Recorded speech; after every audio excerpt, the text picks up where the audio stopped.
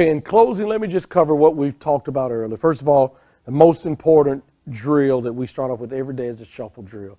The shuffle drill teaches your young athletes or our young athletes how to plant off the proper foot, barely graze the grass, but being able to plant, stand in a football position, nose over your toes, bend in the ankles and the knees, but being able to plant off that outside foot, all the things that you need. Defensive backs have to be able to move laterally, have to be able to plant and change, and it has to be done on a reaction. Receivers make you react. So I always use a ball to play wide out to move them in the shuffle.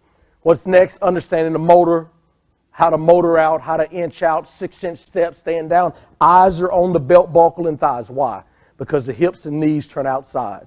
Shoulders can do everything else. Hips and knees, if you stay in this area, belt buckle down to the hips, you'll see it open up outside. You'll see them open up to your right, open up to your left.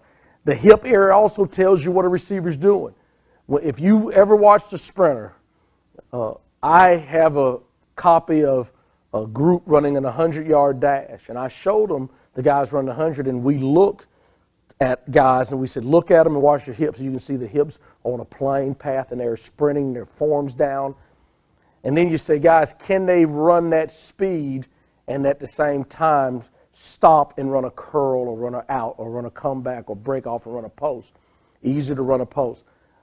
The hips have to drop and come under control.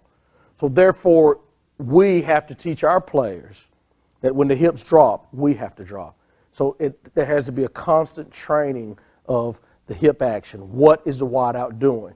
And as you move forward past that, as your guys mature, teach them the depths of routes. You know, a curl route can't be run at 20 yards. You know, a curl route can't be run at 6 yards. I don't teach hitches because teams don't throw hitch routes in the press coverage. So if a guy stutters his feet at 5 to 6 yards, he's running a stutter and go. He's trying to take you out of it. If the hips drop 10 to 12, most of the time that's going to be curls or comebacks, so you know what the stem is. Understand that the hip area, when a receiver's hips drop, that receiver is coming under control to make a break to the outside or make a break to the left, make a break to the right, come back. Anything that's thrown underneath, he's making that stem. So understand the hip drops are most important. Third, understand that when you're playing bump and run, if you understand the splits, and if you understand the splits and you understand that an over split is going to be an inside route and a tight split, most of the time it's going to be a fade ball because they're not going to throw comebacks and outs in the press coverage.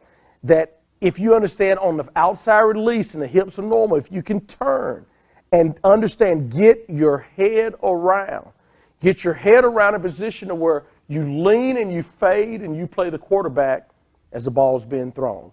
Understanding, having a general knowledge is so important in playing bump and run, press coverage. As again, this tape dealt with press man coverage, motoring out. I showed a little bit of how you can play it aggressive. There are some techniques that we work when playing some aggressive stuff, but understand that if you can motor and keep your body between you and the receiver and not let him upfield, the longer you can do that, you've eliminated his route.